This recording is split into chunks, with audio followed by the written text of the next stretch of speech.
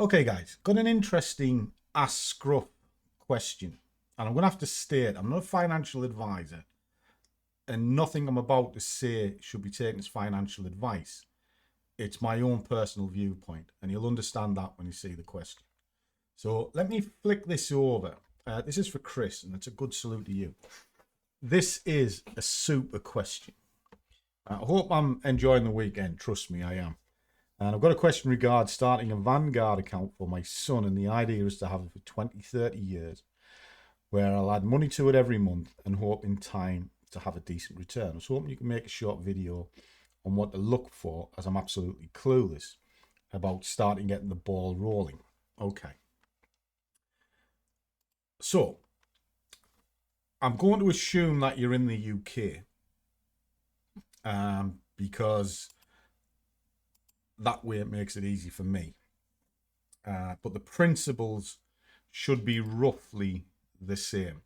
So what I'm going to do is I'm going to switch on my Vanguard and I'm going to take you through it. I'm going to show you what to look for, because the funds and the pots, they are pretty much identical across the board. So give me just a second while I log in. Okay, so this is mine logged in. Okay, now there's a number of elements that you can put into this. Now, if you're doing it for a child, the way that I would look at it is this. Okay, when you come into these, this is what they can offer. You've got pension ISA, and there's also child ISA and a standard account. Now, if we come here, there's the junior Vanguard. Now, this particular one won't affect your tax allowances, but it allows you to put money inside of this for a later date when the child is older. And you can put in 9,000 a year tax-free. Okay, so that's quite a hefty sum you can put into this on top of your own ISA.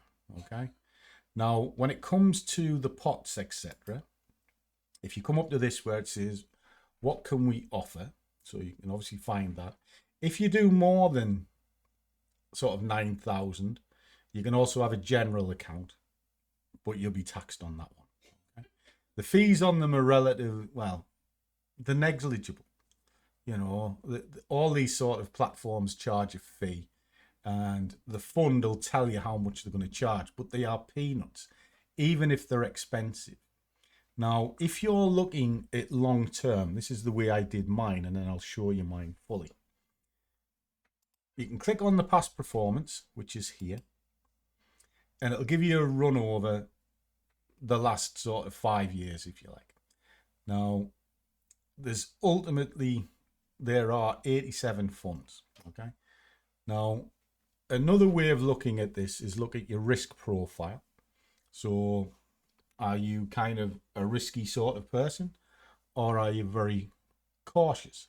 A good place to be is level 5. Okay, it's sort of middle of the road, and it's steady growth over the period. Don't look for active funds. That means somebody's managing it. Look at an index, and it'll follow the flow of the general market. So there's that. So click that. And then you've got either accumulation or distribution. Now, distribution will pay you a dividend every month, every quarter, depending on the asset. And then you can choose to either put it back into the pot or withdraw to spend. Well, if you're going to leave it in all the time, look for accumulation. And then what this will do, this will automatically reinvest any of these sort of extras back into the pot without you having to do anything. Right? So that's the first thing I would do. All right. And then, as you see, the amount of funds has come down to 16. Now, from here, you can decide how you wish you're going to work the markets. Now, it's very simple. I have a two-prong approach. I'll show you that in a moment. And I look at a global market, and I also look at emerging markets, or a mix of the two. Okay. I went for a mix of the two. So I went for global, and then inside the globals, so here you can see they're doing quite well. So we're down to 11 results. Well, these here are just the same as this sort of product.